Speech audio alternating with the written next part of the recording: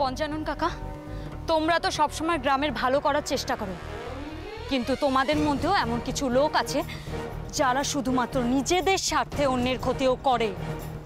আরে আরে আমি তো যা করেছি দলের স্বার্থে করেছি। আমাকে এখানে আসতে বলা হয়েছে। এই তোমাদের মতো দু একজন লোকের জন্য না একটা পুরো দলের নাম খারাপ হয়। আরে এই মেয়েটা আজে বাজে কথা বলছে নিজের স্বার্থে। আচ্ছা তোমরা তো পঞ্চায়েত সদস্য।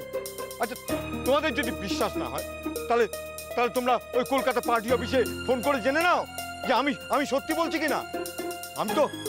আমি তো এখানে এসেছি। তোমার সব কথা এখানে রেকর্ড করা রইল, প্রমাণ থাকলো হাতে কিছু, আর সাক্ষী থাকলো এতজন লোক। এরপর তো তুমি বলতে পারবে না যে তুমি কোনোভাবেই কথাগুলো বলোনি।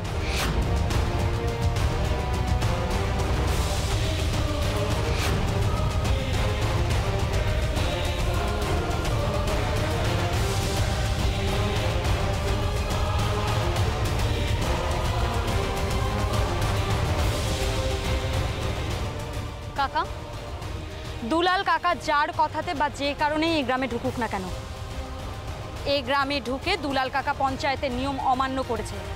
এর জন্য নিশ্চয়ই ওনার শাস্তি পাওয়া উচিত।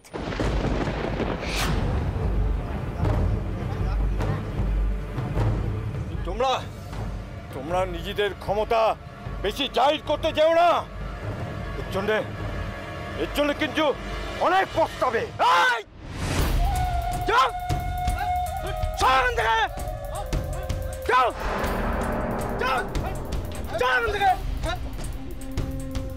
কি দাদা, তুমি এতদিন পরে এসছো? তোমাকে এরকম দাঁড় করিয়ে রেখেছে? দাঁড় করিয়ে রেখেছে কি রে? একটু আগে তো বেঁধে রেখেছিল। বেঁধে রেখেছে কে?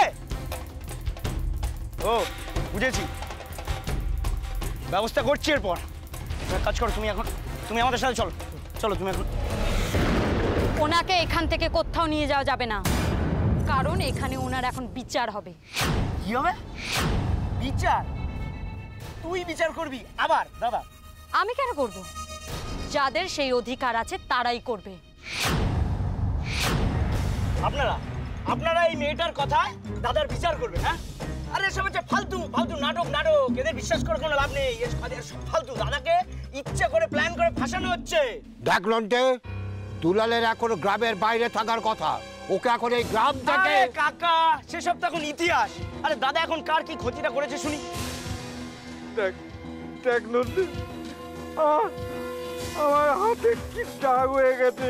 দেখ, তুমি দড়ির দাগ দেখাচ্ছ? আমি এই সব কিছু বন্ধ করতে পারি, কিন্তু একটা শর্তে। তোমাকে আর দুর্গাকে আমাকে ছুঁয়ে কথা দিতে হবে, এর সাথে তোমরা কোনো যোগাযোগ আর রাখবে না। শোনো, আমরা এখনো তোমার মতন এতটা পাথর হয়ে যায়নি। তোমাকে ছুঁয়ে আমি এত বড় কথাটা। এটাই আমার শেষ কথা তোমাকে। দাদা ভাই, পুতুলটা না দিয়ে এসেছি। আস্তে, একেবারে বজরংবলী আন্টির হাতে দিয়েছো তো? না, আমরা তো দরজা দিয়ে গড়িয়ে দিয়েছি। ঘরে তো ঠাম্মু ছিল, তাই ঢুকতে পারিনি। মা ঘরে ছিল? এ বাবা, যদি মার হাতে পড়ে তাহলে তো মুশকিল। ওনার কোনো সর্দারজির সাথে পরিচয় ছিল? সর্দারজি? না, ঠিক আছে, আমি তাও বলবো আপনারা একটু ঠান্ডা মাথায় ভাবুন। আসলে আমার জানাটা খুব দরকার। আমি তাহলে আসি, কিছু মনে পড়লে আমাকে অবশ্যই জানাবেন। আচ্ছা।